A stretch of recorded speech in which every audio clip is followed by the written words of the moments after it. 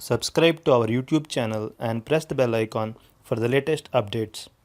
How to check VLC Media Player version on your PC. Open VLC Media Player on your PC.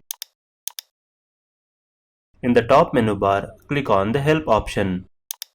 Select About from the drop-down menu. Here you can see the installed version of the VLC Media Player on your PC. Click on the version name to see when it was released.